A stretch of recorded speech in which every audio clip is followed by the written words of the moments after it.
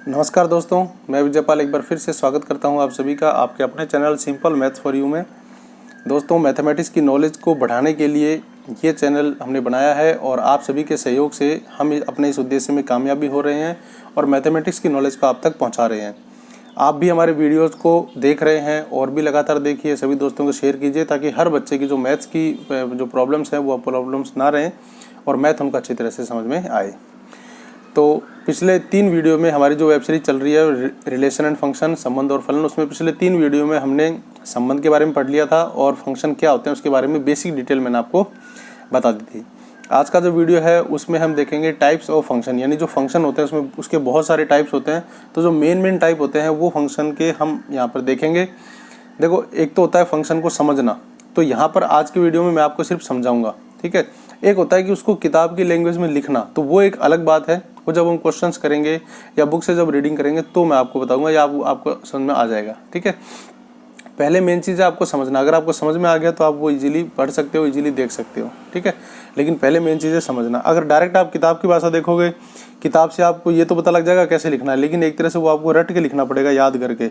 अगर जब तक आप समझोगे नहीं तब तक वो सब आपकी चीज़ वेस्ट है। तो पहले मैं समझा रहा हूँ, उसके बाद मैं आपको बुक से या लिखने का तरीका भी बता दूंगा, ठीक है। तो चलिए शुरू करते हैं आज का वीडियो, बिल्कुल लास्ट तक देखिएगा। पिछले वीडियो में हमने फंक्शन के बारे में पढ़ा था, फलन की संबंध में क्या होता है, बहुत सारी वैल्यूज कनेक्टेड रहती हैं, लेकिन फंक्शन में प्रांत की यानी एक्स की केवल एक ही वैल्यू होगी, वाई की 2 या 3 वैल्यू या ज़्यादा वैल्यू हो सकती हैं। आज हम पढ़ेंगे फंक्शन के प्रकार, ठीक है। देखो, फंक्शन में मैंने आपको एक बात और बताई थी, फंक्शन हमेशा फल निकलता है यानी रिजल्ट निकलता है। फंक्शन में कुछ ना कुछ कैलकुलेशन होगी और क्या निकलेगा, रिजल्ट निकलेगा। ये बात भी आप ध्यान रखना। पहला जो प्रकार है फंक्शन का पहला प्रकार है वो है हमारा तत्समक, या इंग्लिश में इसे बोलते हैं आइडेंटिकल फंक्शन या आइडेंटिटी, ठीक है। आइडेंटिकल फंक्शन या आइडेंटिटी क्या होता है ये फंक्शन, ये देखो तत्समक का मतलब क्या होता है। तत्सम, तत् का मतलब वही और सम का मतलब समान। ये एक संस्कृत का वर्ड है तत्सम। तत् का मतलब वही और सम का मतलब समान, यानी कि जब कोई भी फंक्शन में खुद की वैल्यू रखने से वापस खुद की वैल्यू ही आए, वही वैल्यू आए, तो उसे हम क्या बोलेंगे, तत्समक बोलेंगे। जैसे सपोज मैंने x की वैल्यू 1 रखी और y की वैल्यू भी क्या आ गई 1, तो उसे हम क्या बोलेंगे, तत्समक। जैसे मान लो फंक्शन अगर ये हो y बराबर x, तो x की जो वैल्यू रखोगे वही y की वैल्यू आएगी। अगर आपने x की जगह 2 रखा तो y की भी कितनी आ गई 2। अगर आपने x की जगह a रखा तो y की वैल्यू भी कितनी आ गई a। इस प्रकार के जो फंक्शन होंगे जिसमें वही x की वैल्यू रखने पर वही वैल्यू y की आती है, ये हमारे फंक्शन कहलाएंगे तत्समक फंक्शन या आइडेंटिकल फंक्शन, ठीक है।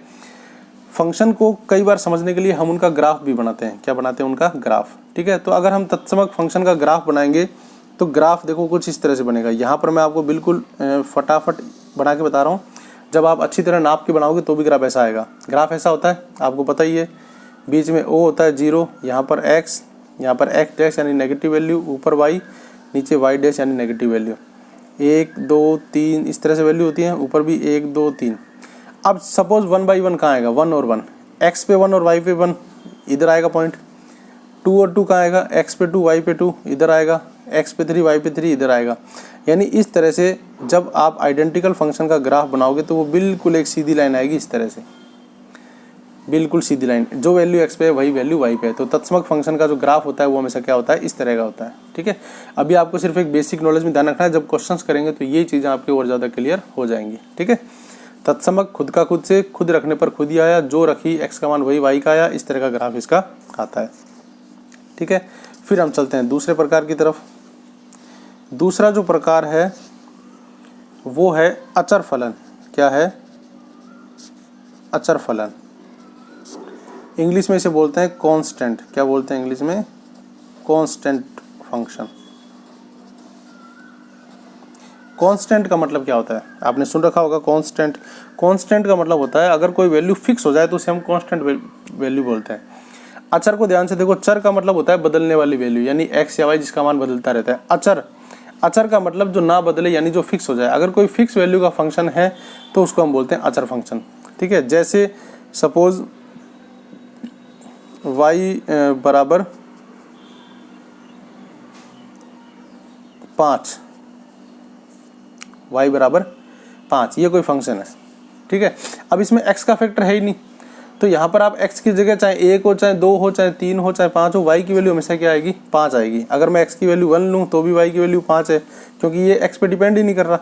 अगर 2 लूँ तो भी y की वैल्यू 5 है। तो इस तरह का जो फंक्शन होता है जिसमें फंक्शन का मान हमेशा कांस्टेंट रहता है, चाहे आप x की जगह कुछ भी रखो कोई फर्क नहीं पड़ता, क्योंकि फंक्शन के जो इक्वेशन होती है उसमें x होता ही नहीं है। तो x की जगह कुछ भी रखो, फंक्शन का मान हमेशा वही आएगा जो कांस्टेंट है।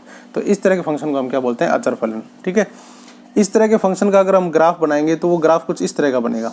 सपोज यहाँ पे y बराबर 5 है, तो y की वैल्यू 1 2 3 4 5 यहाँ आएगी, तो y की वैल्यू क्या होगी, हमेशा 5 रहेगी। ये इस तरह का ग्राफ बनेगा। y की वैल्यू 5 है, हमेशा 5 रहेगी। सपोज y की वैल्यू 2 होती तो ये हमेशा 2 ही रहेगी। x की वैल्यू चाहे कुछ भी हो, y की वैल्यू हमेशा क्या होगी, 2 या 5 जो भी है वो रहेगी। तो ये इस तरह का ग्राफ बनता है अचर फलन का, जहाँ पर हमेशा फलन का मान वही आए। ठीक है, ये हो गया हमारा दूसरा टाइप। फिर हम देखते हैं तीसरे प्रकार का। तीसरे प्रकार का फंक्शन होता है बहुपद फलन। क्या होता है, बहुपद फलन। इंग्लिश में इसको बोलते हैं एल्जेब्रिक फंक्शन। ठीक है, या पॉलिनोमियल फंक्शन भी बोल सकते हैं। क्या बोल सकते हैं, पॉलिनोमियल। पॉलिनोमियल आपने पढ़ा होगा, पॉलिनोमियल इक्वेशन भी होती है, तो वही बहुपद फंक्शन। इसके अंदर क्या होता है, फंक्शन में एक इक्वेशन होती है। इसके अंदर फंक्शन में एक इक्वेशन होती है। जैसे सपोज मैंने ले लिया y बराबर x² प्लस 5x प्लस 9, तो ये एक तरह से बहुपद है। ठीक है ना, ये एक तरह से क्या है, बहुपद है x में, और ये y की वैल्यू x की वैल्यू आप रखोगे तो y की वैल्यू अलग अलग आएंगी। इस तरह के फंक्शन को थोड़ा सॉल्व करना पड़ता है, इस इक्वेशन को थोड़ा हल करना पड़ेगा, x की वैल्यू रख के सॉल्व करना पड़ेगा, तब जाके आपके पास y की वैल्यू आएंगी। तो इसको हम बोलते हैं बहुपद फंक्शन, जहाँ पर एक फंक्शन ना हो, एक पद ना हो के बहुत सारे पद होते हैं। ये तो मैंने 3 ही लिए, यहाँ पे 4 5 कितने भी हो सकते हैं। ठीक है, बहुपद का जो ग्राफ है, बहुपद का जो ग्राफ है वो इस तरह का आता है। ये जैसे सपोज अपना वो है, तो बहुपद का ग्राफ कुछ इस तरह का आएगा। ठीक है, या इस तरह का आ सकता है, इस तरह का। ठीक है, अलग अलग इस तरह टाइप का आता है। ये भी डिपेंड करता है, जब y और x की वैल्यू अलग अलग हो, माइनस में हो प्लस माइनस में, तो इस तरह का ग्राफ आएगा। जब आप इसको सोल्व करोगे तो ये होगा। ये सबसे ज़्यादा कठिन होते हैं, क्योंकि इनको अलग अलग तरह का सोल्व करके इनके ग्राफ बनाने पड़ते हैं। ठीक है, ये हो गया हमारा बहुपद। उसके बाद हम अगला प्रकार लेते हैं। अगला जो प्रकार है वो हम लेते हैं परिमेय फलन। क्या है, चौथा हम लेते हैं परिमेय फलन।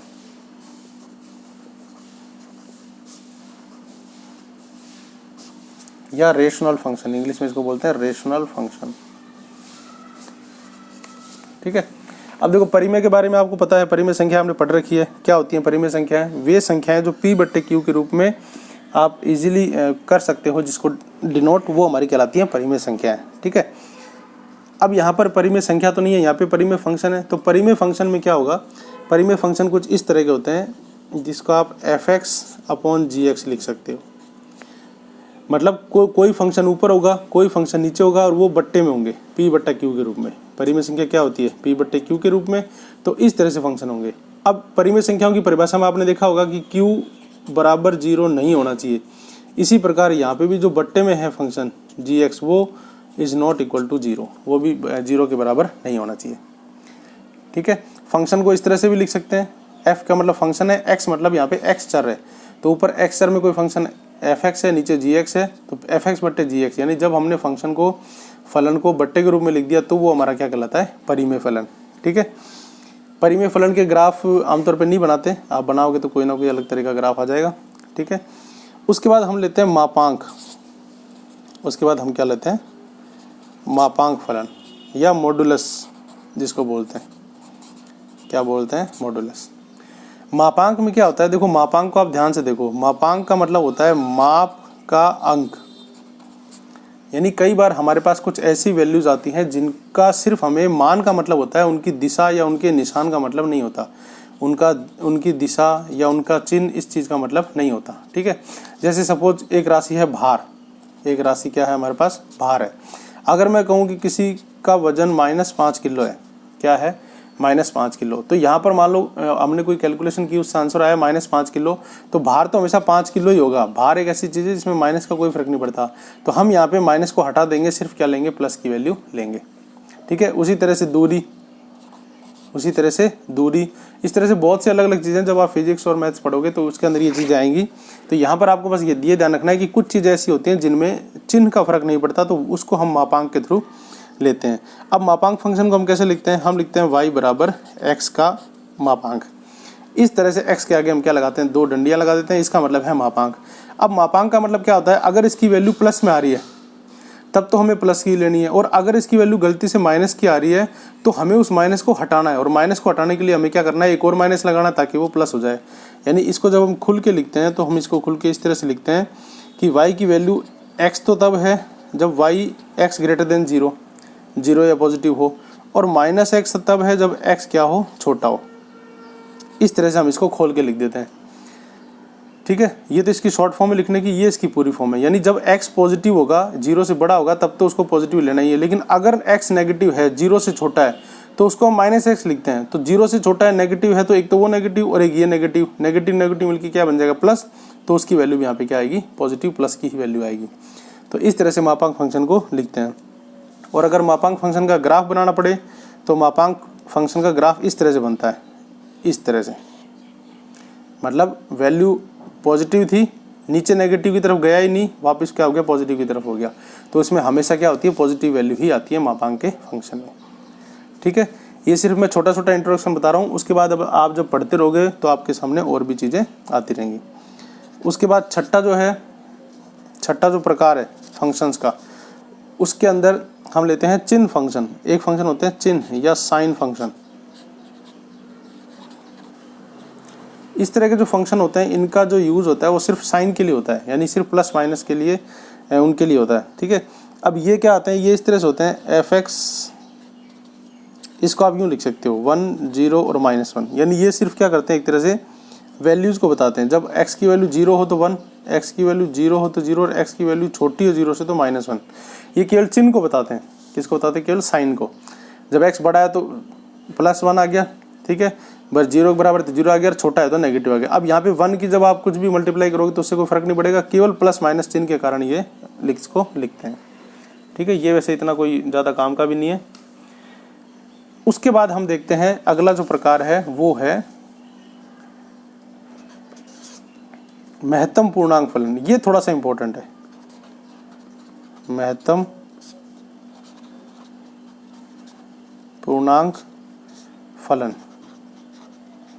ये थोड़ा सा इंपॉर्टेंट है, ये कई क्वेश्चनों में आता है। महत्तम पूर्णांक फलन, या इसको इंग्लिश में बोलते हैं ग्रेटेस्ट